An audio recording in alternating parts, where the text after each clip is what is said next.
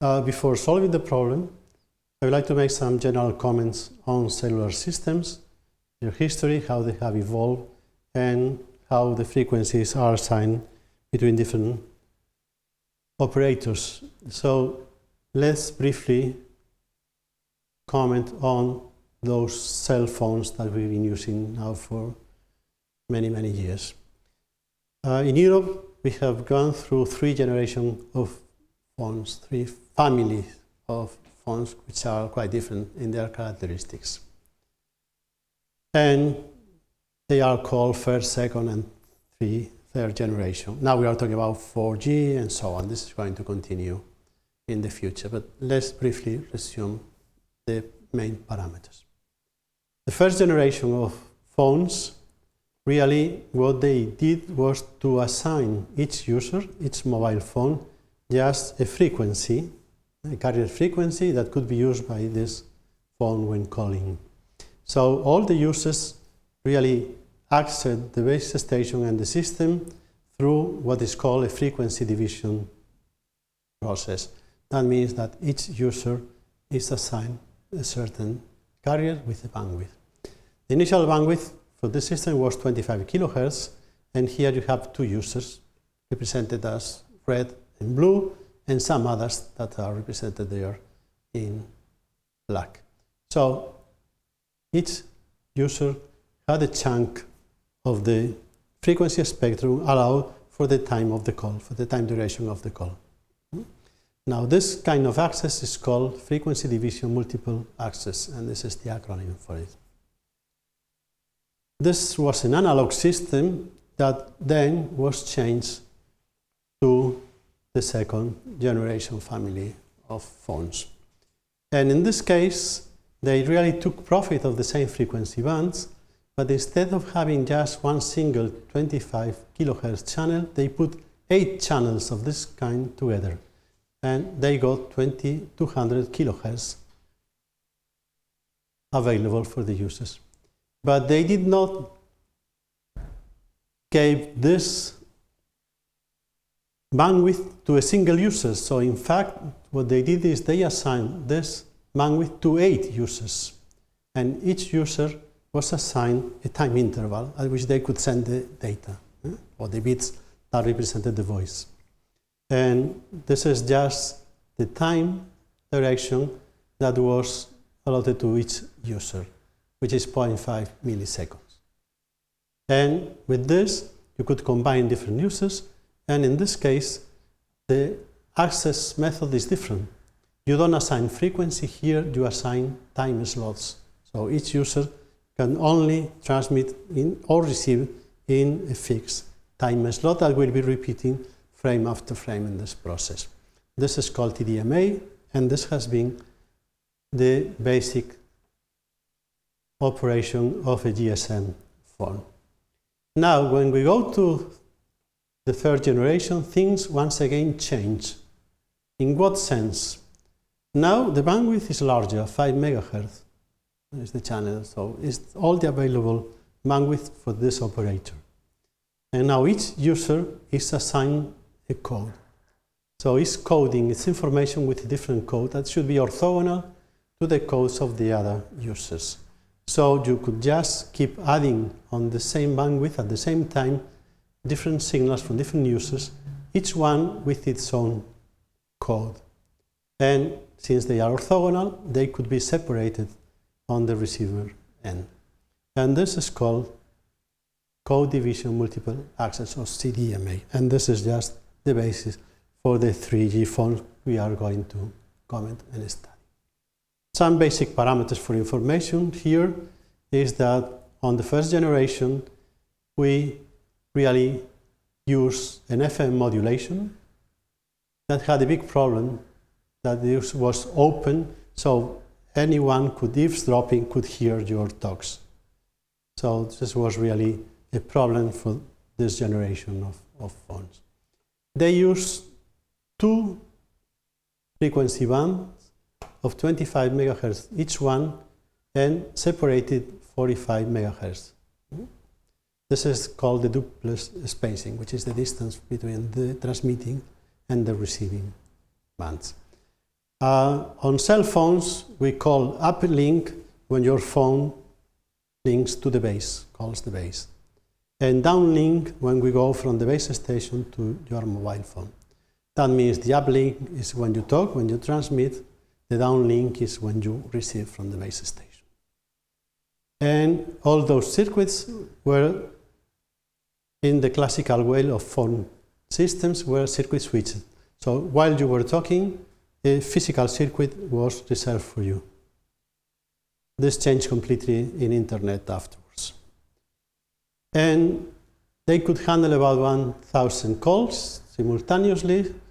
In Spain, began to be implemented, deployed in 1990, and it reached a peak of 1 million users by the mid of that century, but at the millennium, it was really phased out. Now, if we go to the GSM, the 2G case, they initially used the same bands. So what they did was they just displaced the analog system and replaced it by the digital one. And here, the main change is that this is a digital system. They later expanded because they needed, because the exit, it was so successful that they really had to increase the bandwidth. Then they added at 1800 megahertz another band of 75 megas. And here the duplex spacing is 95 versus 45 in this band. But the radio channel was the same. Still, it was a circuit switch connection. But the main change, since this was a digital system, it has a very, very efficient codec. The codec is the process by which you transform your voice in digital in bits. And this is not done by sampling in the classical way. They try to extract from your voice the main parameters that could be transmitted and would allow in the receiver to reconstruct your voice with a good quality. And 12 kilobits is enough in this case to do it. Also, they could send data at very low rates, up to 9.6 kilobits per second. And the base station control also the mobile phone power. The maximum power is rated as 2 watts, but in many, many instances, your phone was transmitting a lower power. It could accommodate 8 users per channel. That means it has 8 time slots. That's the length of a time slot. And this is the number of bits, 148 bits, that could be transmitted. And they had to put some time guards between each one of the slots. And 8 slots gave you the frame length, 4.6 milliseconds. They use the digital modulation, it's a minimum shift keying, and they pass it through a Gaussian filter to be able to accommodate those 8 channels into 270 kilobits per second. So the efficiency is roughly 1 bit per hertz. And they require a signal to noise plus interference ratio of 9 to 12 dBs. A typical base station is one of you have seen before, with 3 sectors, and each sector could handle up to 3 carriers per. So this was just the typical structure. GSM was deployed in our country in Spain around 1996, and 10 years later, the number of phones had exceeded the country's population. Today, we are witnessing a transition to 3G, and from time to time, when you connect on your phone, maybe you will see those acronyms. This is the GPRS, or the Enhanced Data Rate for GSM Evolution. That means that you are not on 3G, you are still on 2G, but with some improvements to handle the data and the speech. And now we come to the 3G. The name, which is the familiar or the technical name for the system, is the Universal Mobile Telecom System, UMTS. Has other different names in other countries, but that's the basic in Europe. And it has some interesting changes with respect to the previous case. One is it could support asymmetric uplink and downlink traffic. And this was brought about by internet. Totally different when you are going in one direction or the other. It could also handle packet switch connections, which are the typical in internet in data handling. It could also multiplex different services with different quality requirements. That means that you may be sending some data with a requirement of very low, very poor bit error rate, and also some other that require a very, very high protection. So those could be handled at the same time and sent on the same channels. Also, it could handle different time delay requirements. For instance, in speech, you cannot delay the bits. They have to be received within a time frame. Otherwise, your voice will be completely distorted. But if you are dealing with internet traffic, maybe you can say, well, I'm sending the data. This is a packet. If I have some problem, I will resend it later on. So depending on the connection, the requirements could be totally different. It could accommodate bit rates up to 2 megabits, but that's unreal. In practical situations, you could expect something like 384 for small size microcells and 144 for large size for urban macrocells. So this is just the point. It has a very high spectral efficiency, and this is approaching Shannon's limit. We'll talk about this later. And another requirement was that the 3G and the previous systems had to be in some way compatible, should coexist, and should interchange the traffic. So maybe you will call in on the 3G network, but then they will pass you to a 2G and back to 3G, so you will be doing these things. And the main aspects of 3G phones is written as some points in this slide. It has very powerful countermeasures against fast fading. Fast fading are moments where your signal will be almost killed, will be practically disappear. So those phones could deal with those situations in a much better way than the previous systems. For this, they require to have a very fast power control. So your phone is constantly checked by the base station, and the base station is ordering the power it can transmit. It has other redundancy in the sense that besides the coding and all the process, they could also ask to resend a packet if the errors had been detected. This is called RRQ, automatic repeat request. And for reception, to deal also with multipath, they use what is called a rake receiver. A rake receiver is just a bank of correlators. They are normally called fingers, and that's the reason for the name of rake. And on those fingers, you could coherently, by delaying in time, by playing with time delays, you could really add those signals in a way that they reinforce each other. So what you are doing, in fact, is you are transforming inter-symbol interference into an optimum system where our power, instead of being interferent, will be just growing and growing up. And also, this will enable connections to 2 or more base stations. So you could be getting the signal or sending the signal to more than one base station, and they will be added.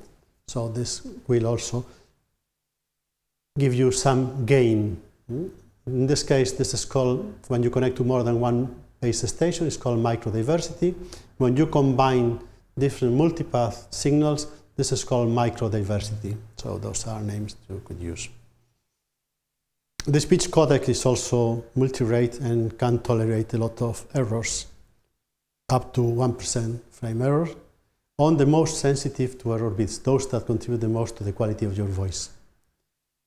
And this is more or less equivalent to 1 bit in 10,000 in error. And they require a lower signal-to-noise ratio, which in this case for the energy per bit to power noise spectral density of 5 dBs for speech, and for data with 2 dBs is normally enough, because they can always send, to ask to resend the packet again. With voice, you cannot do this. So those are just the basic parameters for the system. And regarding the frequencies we use, the band is a little bit different to the previous one. And this is the assignment. There are two modes of operation. They employ code division multiple access, as was said before, but they could use frequency division duplex. And here they have 60 megahertz in this band. And it's paired because it has the uplink and downlink space 190 megahertz. You do this always, you have this duplex spacing to separate transmission and reception, which on the base station and on the phone are active at the same time. And the channel bandwidth is 5 megahertz. Now, there's also a different mode of operation, is time division duplex. And here they have assigned 35 megahertz, and they are used simultaneously for uplink and downlink. This at this time is not really in use. What they are using, the operators are using this part of this. As modulation, they use binary phase shift keying in the uplink and quadrature phase shift keying in the downlink. But in high-speed connections, they could go to 16 QAM and up to 64 in the downlink.